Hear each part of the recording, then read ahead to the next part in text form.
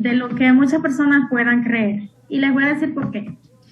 Estados Unidos, que es el país de las estadísticas, tiene descrito que cuando se habla del virus del papiloma humano como grupo de enfermedad que encaja en el grupo de enfermedades que hacen más gastos en el sistema de salud, está en primer lugar el HIV o SIDA, y en segundo lugar está el virus del papiloma humano. Por lo tanto, este es un padecimiento de mucha preocupación. Imagínense Estados Unidos, que es un país desarrollado, ¿qué nos deja a nosotros que somos un país subdesarrollado? Pues bien, le diré lo siguiente. El cuidado de un ser humano como persona es muy importante. Y le voy a dar esto a manera de introducción. Cuidarnos a nosotros mismos equivale a amarnos a nosotros mismos. En este caso, como somos damas, yo les voy a decir que amarnos a nosotras mismas implica cuidarnos a nosotras mismas. Por lo tanto, ahora la ciencia ha avanzado mucho y tenemos un gran número de enfermedades que son fácilmente prevenibles. Y una de esas enfermedades es el cáncer cervicuterino, que es causado en un 99%, ya se dice, algunos no están muy de acuerdo, otros dicen que sí, por el virus del papiloma humano, y sus siglas resumidas son HPV o VPH en español. Pues bien, vamos a adelantar en nuestro tema. Yo quiero aclararle a ustedes un nombre que ustedes seguro han escuchado, es la displasia cervical. Y este término se menciona muy a menudo en lo que es el estudio más común que se hace en nuestro país para prevenir enfermedades del cuello del útero, como es el cáncer. Entonces, la displasia cervical se diagnostica, está entre los diagnósticos que aparecen en estos reportes del Papa Nicolau. Y es sencillo, eso no es más que un crecimiento anormal de células que están en la superficie del cuello uterino. Más adelante les voy a enseñar un dibujo que le va a hacer entender mejor esto. Hay varios tipos de virus del papiloma humano y hay clasificaciones. Esta clasificación que yo mencioné aquí, no la menciono porque es la más reciente, la más adecuada. No, es porque la que más ha gustado y la que se ha quedado, que fue la segunda clasificación que se utilizó, que es leve, moderada o grave o severa, porque ahora mismo está resumido en displasia cervical leve y displasia cervical grave y nada más. Y hago la salvedad por si acaso algún entendido en el tema está por ahí y me dice, pero la doctora está muy obsoleta. No, es que esta es la clasificación que más gusta y se quedó, aunque ha venido otra que la encargada de tirar esa clasificación se llama Bethesda. Bethesda dijo que le dije último, pero ahora ellos, pues, sí, los profesionales de la salud seguimos usando esa clasificación de leve, moderada y severa. Por lo tanto, están viendo esta imagen, ¿verdad que sí? ¿La están viendo? Sí, sí. ¿La pueden ver? Sí, Para mí es muy importante que vean estas imágenes porque como ustedes son un público que no tienen conocimiento pleno de la anatomía femenina, para que entiendan este tema es necesario que cojan rápido o repasen, porque muchas de ustedes yo sé que lo conocen, aunque no con mucha amplitud, pero puede ser que sí. Pero vamos a ver. El aparato reproductor femenino, aquí vemos que tenemos las trompas de falopio, que son como esas dos campanitas que están a los lados. Tienen un tubo y como una especie de escobillita al final, agarrando los ovarios. Esas son las trompas de falopio. Son dos, una a cada lado. En el centro está el útero. Ahí en el útero es que frecuentemente se desarrolla la mayor cantidad de cáncer causado por el virus del papiloma humano. Por eso es importante mencionarle este órgano, tiene forma de pera y con la punta más fina hacia abajo.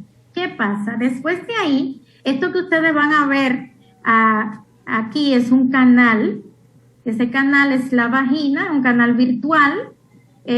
Está cerrado, pero cuando entran algo que puede ser el miembro masculino, miembro reproductor masculino, o puede ser un espéculo o un transductor para hacer una sonografía, esto deja de ser una cavidad virtual y se convierte en una cavidad real. Entonces, ahí, en esta zona, esto que ustedes ven ahí, ¿ustedes están viendo esa flechita? Sí. Sí. Donde yo estoy poniendo esa flechita, y grábense eso para cuando yo les mencione algo sobre el Papá Nicolau, donde está esa flechita es el cuello del útero. ¿Qué pasa con el cuello del útero? Esa es la zona donde se desarrollan la mayor cantidad, y cuando le hablo de mayor, le estoy hablando de un % muy alto. Casi todas las lesiones que se comienzan a desarrollar en el útero comienzan en esta zona, en el cuello de útero. Cuello de útero o hocico de tenca. Se le llama hocico de tenca porque se parece mucho cuando usted lo mira de frente al hocico de un cerdo, que también se le llama tenca en algunos lugares. Pues bien, lo que le estaba hablando sobre neoplasia cervical, intraepitelial cervical, y la clasificación es diferente, están aquí en detalles. El resumen de neoplasia intraepitelial cervical, tomando la primera letra de esos 3 nombres, forma lo que llamamos NIC. Por eso ustedes van a ver en el volante del Papá Nicolau, en algunos volantes que tienen esa clasificación descrita, esa palabrita que dice NIC 1. Esto se llama displasia leve. Encaja en el NIC 1, displasia leve. No vamos a entrar en la diferenciación de la célula ni por qué esto pasa, porque ya me imagino que no tenemos tanto tiempo, pero también no solo cuestión de tiempo, es un poquito complicado. Yo lo que quiero que ustedes entiendan es lo que tiene que ver con su cuidado. Entonces, lo que es bueno que ustedes sepan es que el NIC 1, displasia leve, usualmente es reversible en la mayoría de los casos. Eso es algo que sana a veces espontáneamente, a veces la paciente se le diagnostica y ni siquiera sabe que tuvo esa displasia o esa lesión cervical, y entonces se sana y ya se acabó todo ahí, y quizás no vuelva a presentar otra vez una displasia. Pero ya cuando, miren cómo se ve, esto que ustedes ven aquí abajo, es lo que yo le llamaba cuello del útero, cuello de útero u hocico de tenca. Ese es el orificio cérvico uterino. Por ahí introducen lo que le llaman la espátula, y también la espátula está antes. Se introduce por ahí lo que se llama citobrush, que es una escobillita. Entonces, esa escobillita es la encargada de recoger células de toda esa zona, que es la zona que le llamaba zona de transformación en la explicación que le di antes. ¿Me están entendiendo? Eso es lo que yo le explicaba anteriormente, que le puse la flechita en la imagen anterior. Déjenme, mírenla ahí. En esa imagen, eso ahora lo estamos viendo, en vez de lateral, lo estamos viendo de frente. Profe. Sí, dígame. ¿Y ese es un útero sano? Exacto, es un cuello de útero sano. Miren cómo está lisa la piel, está brillante, y el orificio rosado hacia adentro, rosado intenso. No está sangrando, no tiene ninguna masa, ninguna cosa ahí que pueda llamar la atención, como en el caso de esta, que ya se ve engrosamiento de la piel. Esa piel ya se ve engrosada, el orificio se ve más estrecho, y entonces ahí si se pone ácido acético, que es lo mismo que vinagre blanco, entonces la lesión por eso se pone más blanca todavía, se pone blanca. Es una reacción de ese epitelio que indica que ahí hay una lesión que puede ser un HPV o virus del papiloma humano, como les decía. Cuando ustedes oigan que yo le diga HPV, es virus del papiloma humano, para no decir la palabra tan larga. O puede ser también algunos hongos, algunas otras patologías pueden causar también un aspecto similar, pero en este caso vamos a hablar del virus del papiloma humano. Ya aquí es una displasia grave o carcinoma in situ, o sea, un cáncer ya en esa zona, ya está ahí circunscrito a la zona, pero está ahí el cáncer. Y miren cómo se ve ese epitelio, blanquecino, engrosado, enrojecido y crecimiento normal. Hay un crecimiento normal de células. Y miren este cuadrito, qué interesante, donde se comparan los cuatro estadios ahí, el normal, el NIC1, el NIC2 y ya el carcinoma in situ. Entonces, como ustedes podrán ver, estas son las lesiones que se desarrollan en el cuello del útero y que en su mayoría están causadas por el virus del papiloma humano. Aquí vamos a ver algunos factores de riesgo. Más para abajo yo detallé otros factores, pero tenemos aquí que empezar relaciones sexuales a temprana edad es un factor de riesgo para contraer el virus del papiloma humano y en consecuencia desarrollar cáncer cervicuterino. También múltiples partos tempranos.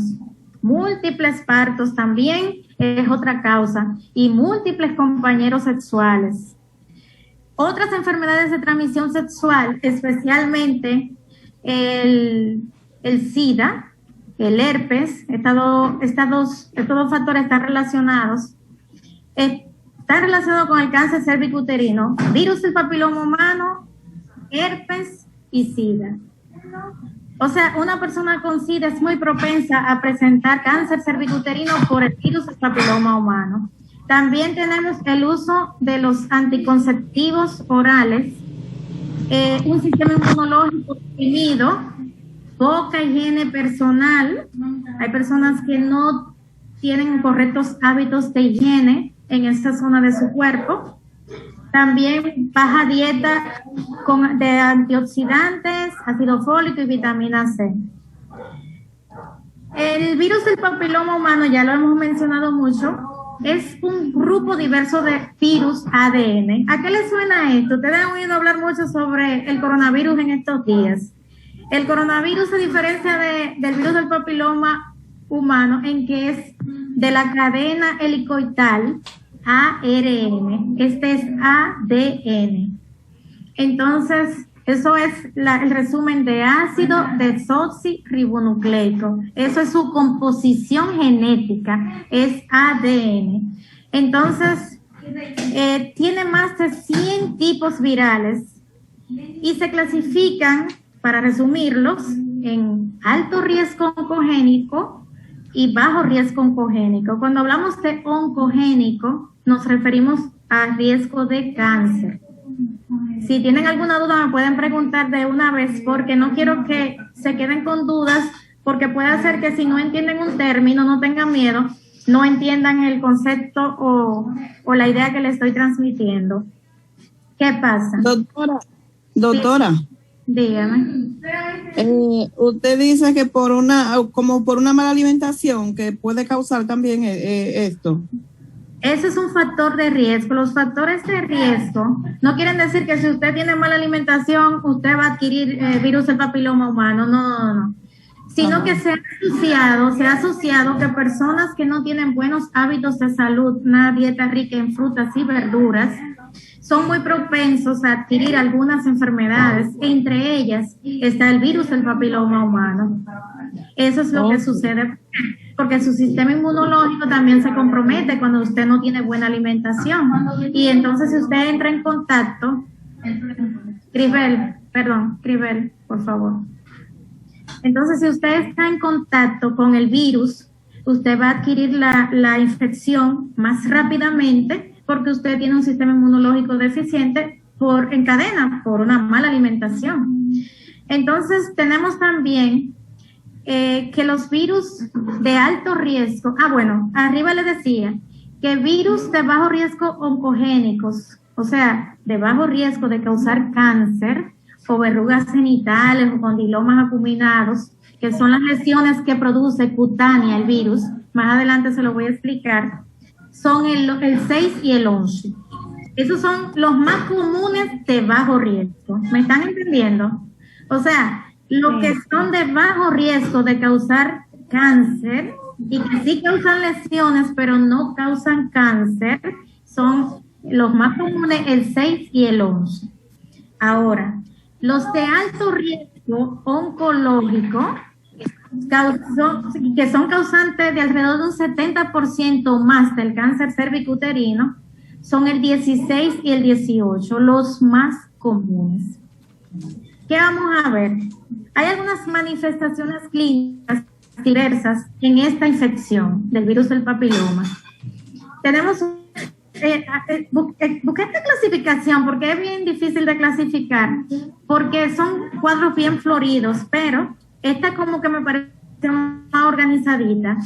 La infección clínica, esta clínica se llama clínica porque usted puede ver una lesión como lo es el condiloma acuminado. Este condiloma acuminado es como una verruga que sobresale de la piel y muchas veces tiene aspecto de un coliflor. También tenemos la infección subclínica.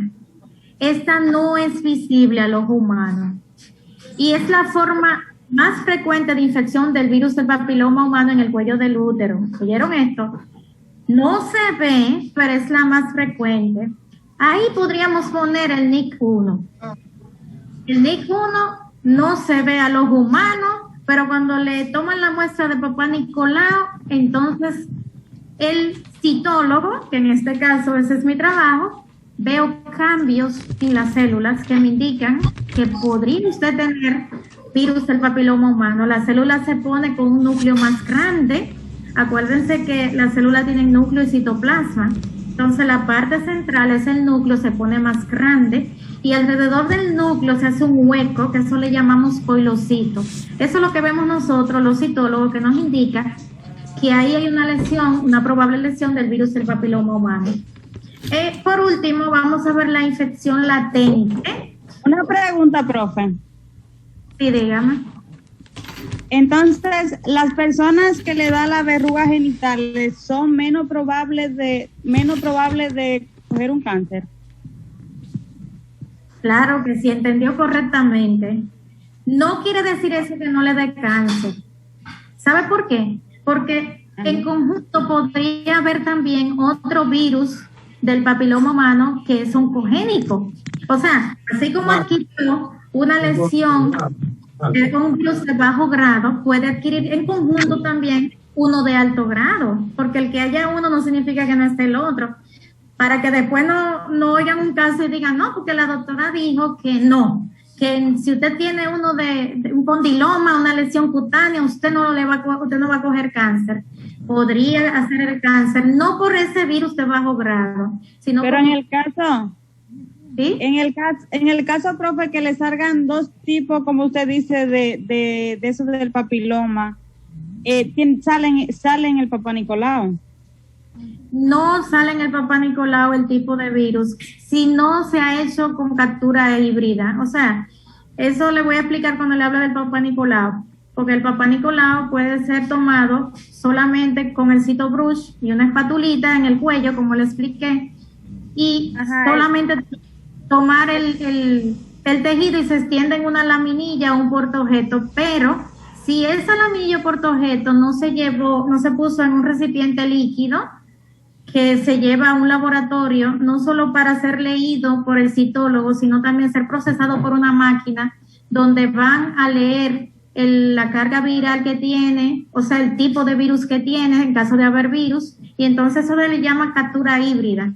Entonces se va a buscar si hay ADN del virus del papiloma humano. Entonces ahí, en ese tipo de Papá Nicolau, ahí sí le pueden decir cuál es el tipo de virus que usted tiene, ahí sí, pero en la citología tradicional o convencional que se hace en la mayoría de los centros de salud, no sale el tipo de virus, ¿no? Sí, porque dicen que hay uno que es profundo y hay uno que es normal. No que sea más profundo, sino por el tipo de estudio que se le hace. O sea, no sé si me entendió, que hay uno que nada más se hace, se toma la muestra en el portaobjeto, en un cristalito pequeñito, y se seca y se manda a que el citólogo o patólogo la vea. Esa es la sencilla. Esa no lee el tipo de virus que puede haber ahí en caso de que salga con virus del papiloma humano. Pero si le hicieron la prueba de una más famosa que se han hecho, que es la TIMPRE, hay diferentes marcas comerciales, pero vamos a mencionar la TIMPRE. La TIMPRE se introduce esa laminilla en un líquido que preserva, entonces se lleva al laboratorio, se introduce ese líquido en un aparato, se cuelan las células y se ponen en un portaobjeto, se leen, pero también se le hace un proceso con una serie de sustancias para ver qué tipo, y se pone también dependiendo de la luminiscencia. Entonces hay ese otro estudio que se hace al mismo tiempo para detectar el tipo de virus que tiene en caso de tener virus, porque si no tiene virus nos va a dar negativo, pero si tiene el virus, ahí se lee el tipo de virus que tiene, el número que ok, gracias. Si es más de uno, también. Usualmente muchos ginecólogos ya solo están haciendo este tipo de citología, pero yo que trabajo en un hospital de fuera de la ciudad, todavía ahí se hace la citología convencional. Lamentablemente no han llegado hasta ese punto, y el sistema de salud pública todavía no hace ese tipo de estudio de la citología líquida, que así que se llama citología líquida. Por su marca, hay una que se llama TIMPRE, diferentes marcas. Vamos a hablar sobre lo que es la infección latente, que estábamos hablando sobre esa. ¿Recuerdan? Hablamos de la infección clínica, que es donde se ve el condiloma, infección subclínica, donde no se ve nada, pero sí está la infección, y la infección latente, donde aquí vemos que es diagnosticada por hibridación molecular, que es el estudio de Papá Nicolau que la joven acaba de preguntar, la dama acaba de preguntar, y ahí se ve el tipo de virus. Entonces, ¿qué pasa en esta infección latente? Aquí puede ocurrir cáncer de útero en estas damas, pero también en la infección latente entra el cáncer de pene de los hombres, en hombres. A los hombres también le puede dar cáncer de pene. ¿Qué pasa? No es tan común. Ellos en eso son bien sortudos, no es tan común, pero sí le puede dar condilomatosis o la lesión que parece coliflor, como les decía, y le puede dar también cáncer. A ellos también se le hace, no un Papá Nicolau, pero también se le hace un tipo de estudio que es muy similar y es parecido al Papá Nicolau. Entonces también se le puede dar cáncer de ano, tanto en mujeres como en hombres. En hombres, cáncer en la parte de atrás de la garganta, o sea, en la orofaringe, base de la lengua y las amígdalas. Miren estas fotos son fuertes. No sé si ustedes tienen niños cerca, yo les recomiendo que no vean esas imágenes. Esta lesión está en la mucosa oral, es el tipo de lesión que es cutánea, que se le llama condiloma acuminado o condilomatosis. Aquí vemos también en el monte de Venus, como se le llama esta parte al hombre, a la mujer. En el hombre también puede salir en esa zona. Miren aquí vemos también esas flechitas que están ahí, son pequeñitas esas lesiones, pero ahí están ya en los labios menores. Ahí hay, y en esta parte del órgano masculino, miren cómo se ven, igualita a un coliflor en miniatura, ahí se ven todas las lesiones condilomatosas. ¿No sale la imagen, profe? ¿No se ve esa imagen? No, nada más sale manifestaciones clínicas. La podemos ver de aquí. ¿Y esa la pueden ver? Sí. A mí, ahora sí. Se pueden ver. Vamos a volver a la anterior. Esa era la que yo le estaba indicando. ¿La ven ahora? Sí, Tiene 4 fotos. Sí, la de la boca, el pene. Exacto. Le decía que en esa mucosa ahí hay condilomatosis, miren.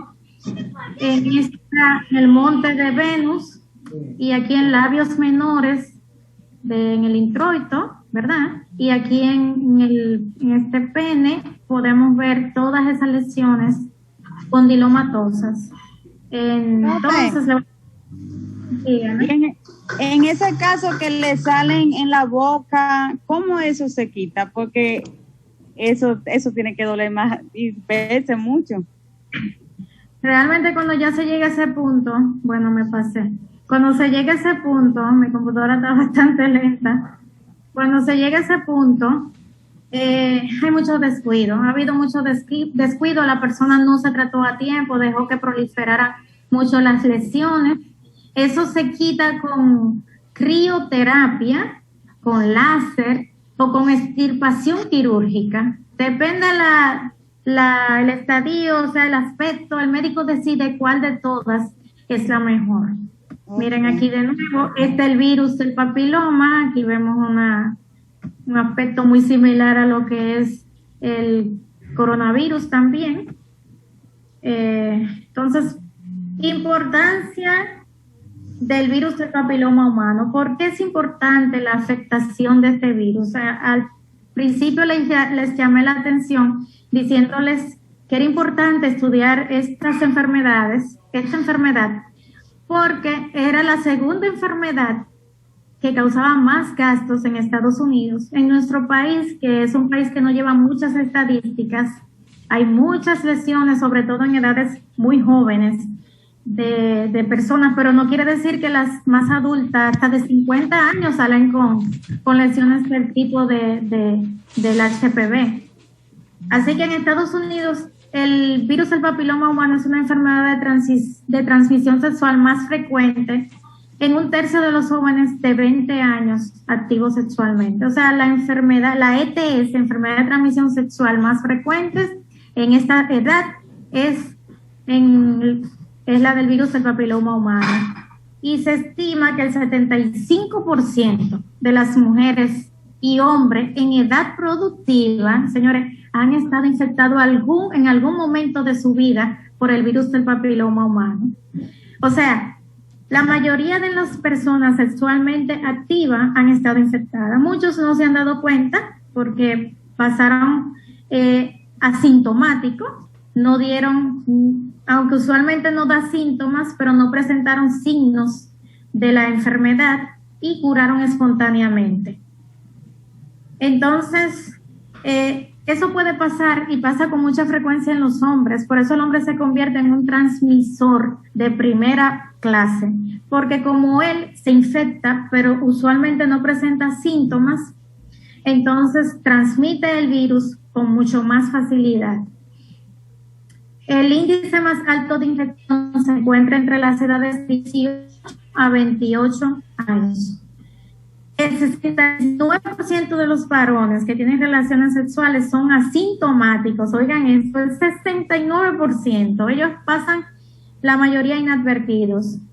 En el hombre son más frecuentes las lesiones por condilomas, o sea, las lesiones visibles que vimos anteriormente, y en las mujeres son más frecuentes las lesiones displásicas. Como les decía, que el tejido se engruesa, se desorganiza y se va poniendo con miras a convertirse en un cáncer. El 93% de los tumores cervicales dio positivo para HPV. Señores, esto es muy interesante porque esto se descubrió no hace tantos años, que se creía que el cáncer cervicuterino era por cualquier otra razón, no por el virus del papiloma humano. Fue como a mediados del siglo pasado que alguien comenzó a asociar esto y se dio cuenta que estaba relacionado el cáncer cervicuterino con este virus. Y una de cada 1000 mujeres desarrolla cáncer cervical invasivo. Es realmente una enfermedad preocupante. La forma de contagio. ¿Cómo se contagia? Yo sé que muchos de ustedes habrán escuchado esto. Y se contagia por el acto sexual. ¿Por qué? Porque el contacto con las mucosas, por eso aunque la persona use preservativos como el condón, se puede contagiar, porque el roce constante o el roce con las mucosas es lo que produce el contagio de este virus. Por eso pues, hay muchas personas que en la zona perianal también tienen lesiones, en la cavidad oral, en la garganta, porque también de madre a hijo puede ser contagiado. ¿En qué momento? Cuando el niño está pasando por el canal del parto, ahí puede contraer esta lesión. ¿Y qué pasa? Años después van a desarrollar unas lesiones en la garganta. Y nadie se imagina que fue que la madre tuvo esta enfermedad y cuando el bebé salió por el canal del parto, pues estuvo en contacto con el virus y también lo contrajo. Hay una pregunta, profe. Sí, dígame. ¿Y de qué manera una persona puede darse cuenta o cuáles son los síntomas de una persona darse cuenta si tiene condiloma o papiloma en la garganta? Bueno, le voy a decir la verdad. La única forma de darse cuenta es cuando aparecen las lesiones. Tú pudieras estar contagiado del virus del papiloma humano y no tener síntomas. Eso es un problema.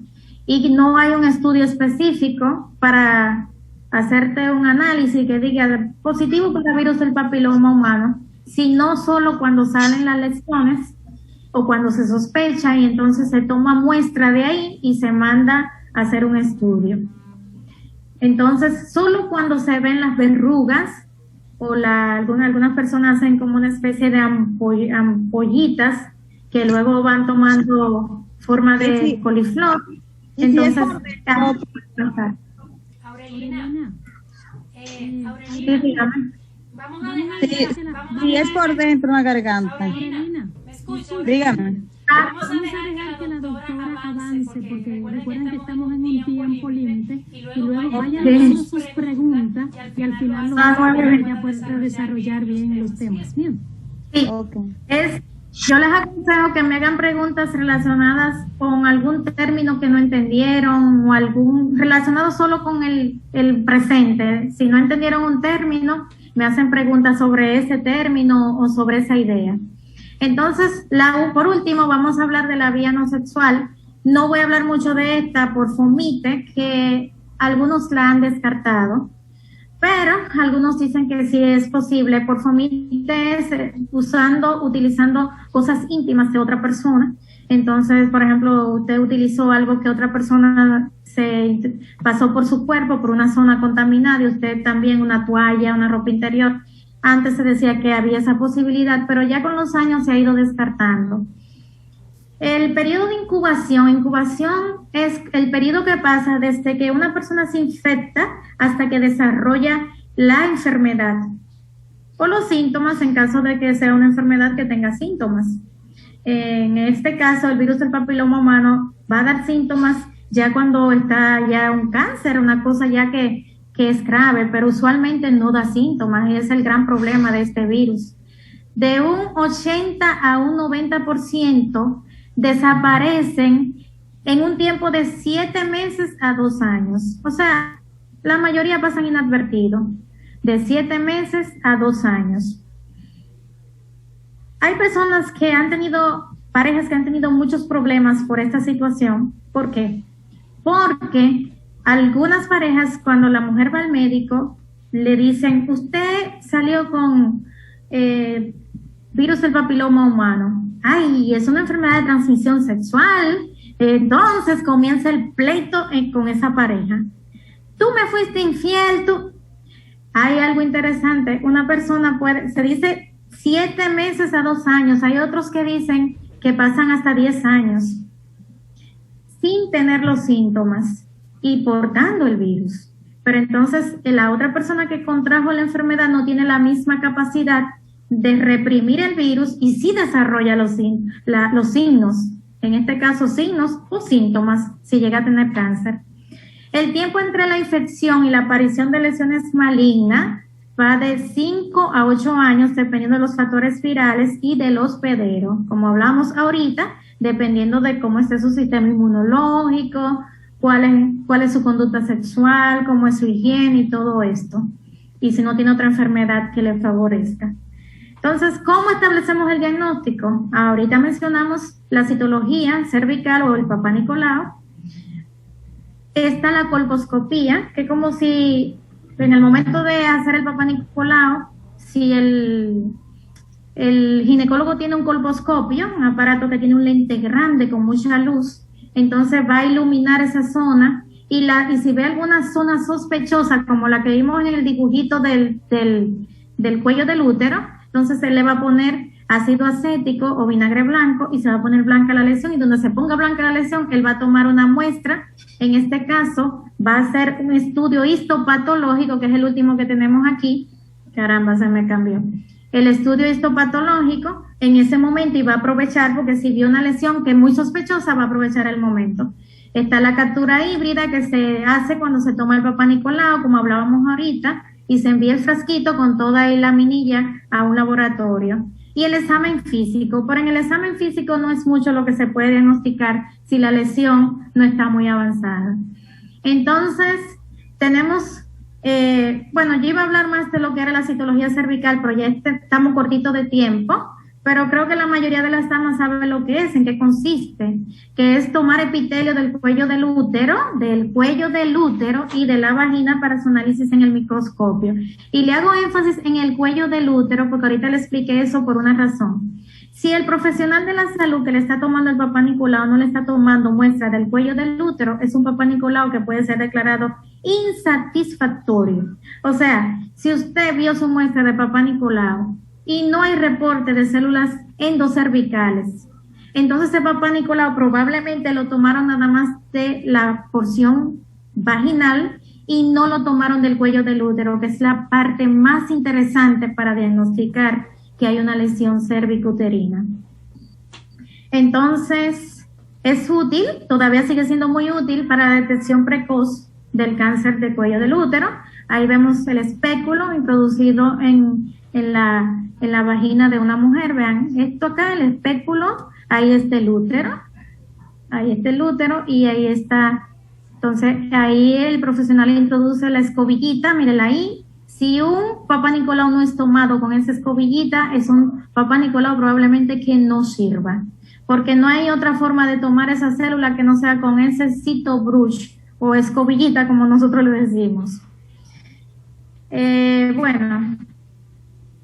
Ya eso lo dijimos ahorita, los factores de riesgo. Ahí aparece el tabaquismo, que ahorita no lo mencioné, y el uso de anticonceptivos orales.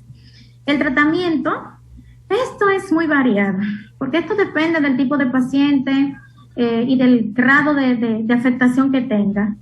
Por eso le voy a relacionar englobado cuáles son las sustancias que se usa. Se usa para las lesiones condilomatosas, el ácido tricloroacético, la podofilina, está también, la podofilotoxina, y también son usados tratamientos físicos, como decía anteriormente, como la crioterapia. La crioterapia es un rayo de congelación. Cuando se pone ese rayo de congelación, se muere el tejido al cual le es aplicado ese rayo. La electrocirugía, que es con un electrocauterio que va cortando.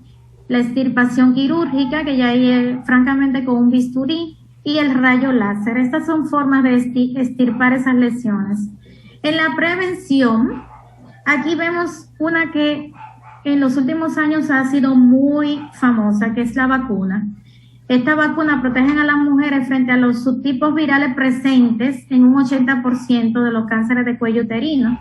O sea, como le explicaba al principio, los más comunes, los que son más comunes, contra eso fue que se elaboró esa vacuna. Contra el 6 y el 11, que recuerden que eran los de bajo riesgo, y el 16 y 18, que son los de alto riesgo oncogénico. Entonces, se previene con el uso de la vacuna, y ahora le voy a mencionar lo que hablamos ahorita sobre los factores de riesgo. Se previene teniendo una buena alimentación, siendo fiel a su pareja, no consumiendo tabaco, ¿y qué más? Dijimos también. Todas estas son formas de prevenir esta infección por el virus del papiloma humano. Así que concluimos acá. Dios le bendiga mucho Esperamos que haya llenado las expectativas y si tienen alguna pregunta todavía es el momento porque pudiera habérseme quedado algo, así que yo estoy dispuesta a que ustedes me hagan las preguntas para entonces darles respuesta. Bien, ahora sí vienen las preguntas, momento de las preguntas. Queremos felicitar a la doctora Isabel por tan magistral charla, ¿verdad? Mujeres en manos del alfarero, le agradece enormemente por tan valiosa información. Así que si hay algunas preguntas, es el momento de hacerla. Buenas noches, yo tengo una pregunta. Claro, sí. Ay, había un caballero. Hay El esposo de varios. Rosemary. Hay varios. Qué bueno que estén ahí. La hemos disfrutado mucho, excelente charla, mis felicitaciones. Gracias. Me gustaría saber si la cepa 16 y 18, al igual que la 6 y la 11, tienen la capacidad de transmitirse a través de objetos inanimados, sea cepillo, objetos que mayormente las personas tienden a utilizar como para la masturbación y ese tipo de cosas. Bien, ahorita yo le mencionaba que había una forma de adquirirlo que es a través de fomites. Esa forma, mírenla aquí, vía no sexual o fomite, esa forma se pensaba una vez que sí era cierta. Todavía hay algunos que dicen que no, pero son muy pocos, cada vez menos. De hecho, he encontrado algunas publicaciones que solo se limitan al acto sexual y no mencionan ya ni siquiera vía no sexual como el fomite. El fomite es el acercamiento o el uso, como te acabo de decir, a tu cuerpo, a una zona mucosa de un objeto que se contaminó de otra persona. Yo no lo descarto. ¿Por qué? Porque aunque algunos virus son muy resistentes, no son muy resistentes al exterior, porque acuérdense que los virus no tienen la capacidad de multiplicarse ni de sobrevivir mucho fuera de un hábitat con vida. Por eso necesitan un hospedero, que somos nosotros los seres humanos. Pero, ¿qué pasa?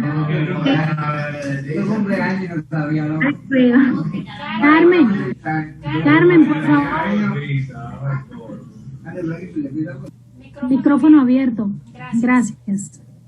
Gracias, sí. Entonces, no se descarta, yo no descartaría la posibilidad, dependiendo del tiempo que haya pasado, en que la otra persona utilizó ese objeto y el nuevo hospedero, en este caso sería la persona que se podría contagiar, lograra llevar eso a una zona mucosa de su cuerpo, porque es que la piel mucosa es muy débil. Es muy fácil pasar para ello porque no es fuerte. Nosotros, por ejemplo, en esta parte tenemos la epidermis y es una capa de célula gruesa, queratinizada. Las mucosas no tienen queratina, no tienen protección, por eso los virus pasan tan fácil a través de las mucosas. Fíjense que el COVID-19 tiene esa misma conducta. ¿Cómo se entra a nuestro cuerpo? No entra por la piel, no, usted le puede poner la mano. Entra cuando usted se introduce, se estruja los ojos, se introduce los dedos en la nariz, la boca, o lo respira porque este está en el aire, a diferencia del virus del papiloma humano, que gracias a Dios no está en el aire, pero el COVID-19 sí está en el aire y puede introducirse a la mucosa de la vía respiratoria y así se contrae. Espero que esté respondida a tu pregunta. Lo mejor es tener cuidado con los utensilios de uso personal. Es lo más adecuado. Mucha higiene y mucho cuidado. Sí, estuvo muy satisfactoria al responder mi pregunta. Yo lo hice porque había leído en el libro de orientación clínica de Harrison sobre esas condiciones y es exactamente así como usted lo explica. Ok, me alegro entonces. Si alguien tiene otra pregunta. ¿Otra pregunta? Bien. Doctora, tengo una preguntita. Sí, dígame. En el 2016 o 17 vacunaron las niñas, todas las niñas, incluso fue un tema de debate, un tema muy controversial. Entonces, ¿qué hay de cierto en eso? Que si se le pone la vacuna a bueno, eran de 9 años, mayoría de las niñas fueron vacunadas para como para que no contrajeran ese virus. Así es. La vacuna, según el pasar de los años, ha demostrado ser efectiva. Hubieron muchos comentarios negativos, como siempre, cuando surge una vacuna, porque algunas personas no tienen la misma acción que otras, algunas vacunas. Por ejemplo, ahora mismo se está empezando a utilizar una contra el COVID-19 y hay muchos comentarios adversos. De hecho, muchos de nosotros, profesionales de la salud, tenemos todavía muchas dudas con respecto a la vacuna. Y eso siempre pasa cuando surge un nuevo ¿cómo le digo?, producto para la vacunación. Pero, porque sí vi un caso de una niña que tuvo un problema luego que resultó en un déficit físico para ella, dicen que fue post la vacunación, no sé cómo se estudió eso después, pero realmente la vacuna ha dado resultados porque se estudió en la población mundial, que es lo que falta con el COVID, cuáles son las cepas más comunes, como mencionaba el joven. Entonces, utilizando esas cepas se compuso, o sea, se fabricó esa vacuna para trabajar en contra de esas cepas que son las más comunes y que eran las que habían dado más dolor de cabeza en la población mundial, y ha dado buenos resultados por eso, porque afectó a las que son más comunes. Porque acuérdense que es un virus, pero que tiene muchas, es como si fuera una replicación, pero con mutación. La cepa es como el mismo virus, pero que mutó y se cambió a otra forma diferente. Y virus, pero con otra forma. Entonces eso ha pasado también con el COVID-19, pero ya había pasado con el virus del papiloma humano. Por eso esa vacuna se elaboró. Y se empezó a poner a partir de los 9 años, en algunos países a partir de los 12. Al principio se le ponía solo a las niñas, ahora también se le está poniendo a los varones.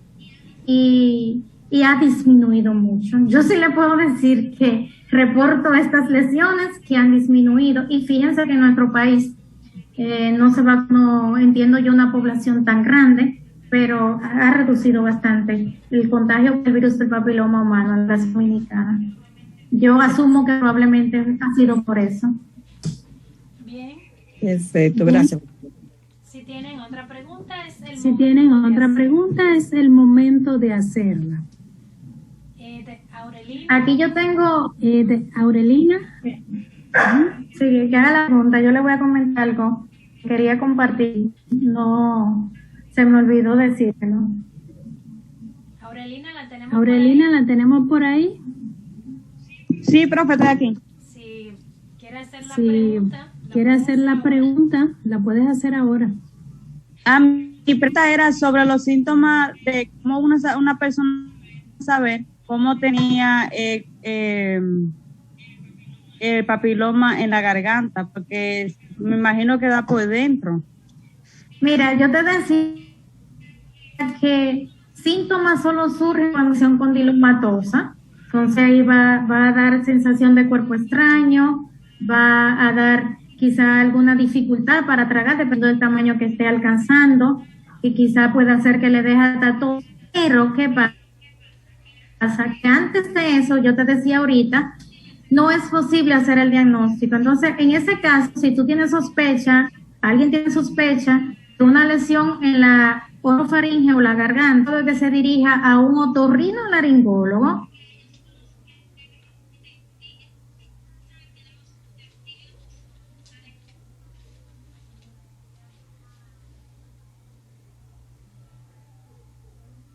Con un aparato que se llama...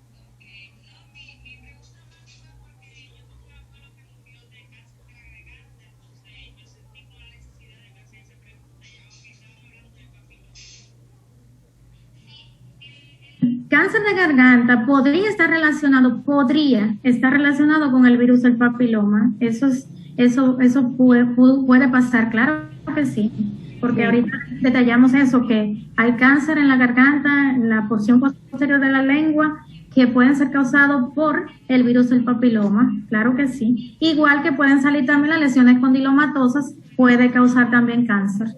Ok, gracias. A la orden. Hay algo que yo quería comentarles, que con respecto a lo que ella acaba de preguntar, el virus del papiloma humano puede transmitirse aun cuando la persona no tiene síntomas.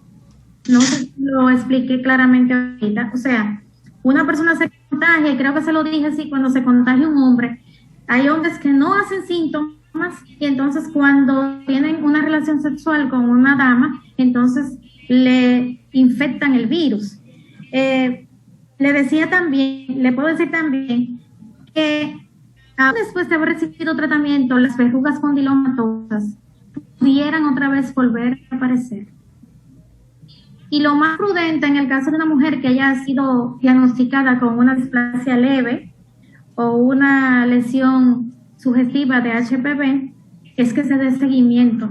Y aún hayan extirpado las lesiones, debe darse seguimiento.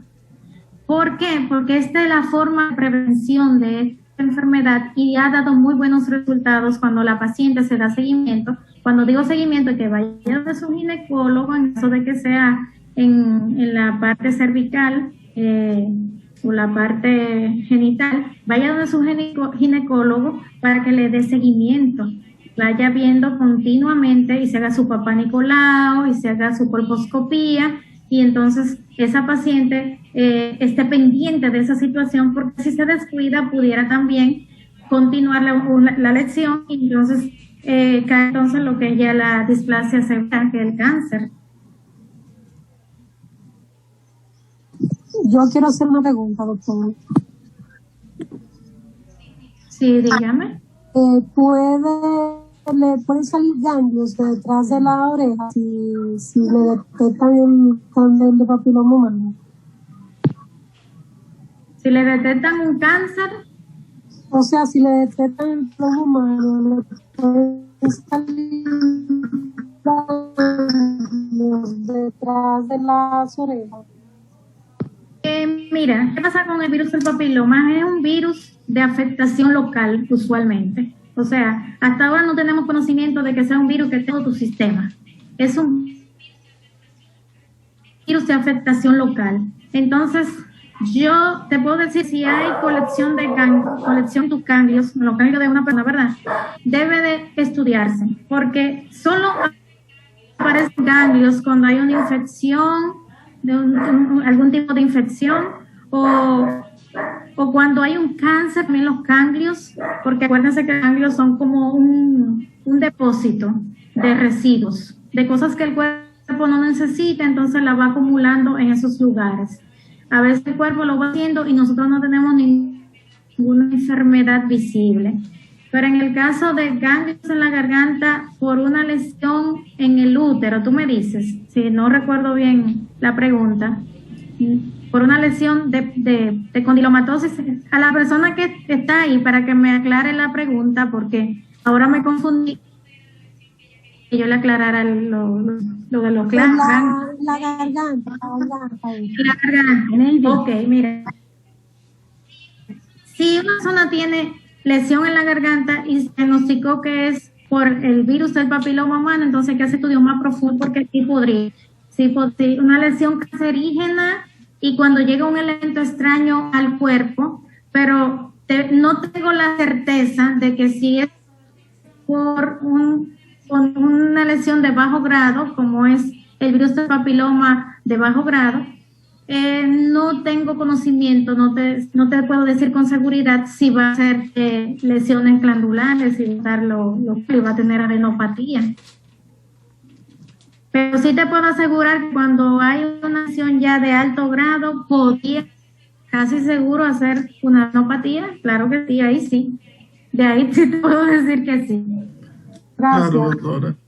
Se supone que una persona cuando tiene una infección generalizada, especialmente por la orofaringe, tienden a inflamarse Sí, por infecciones.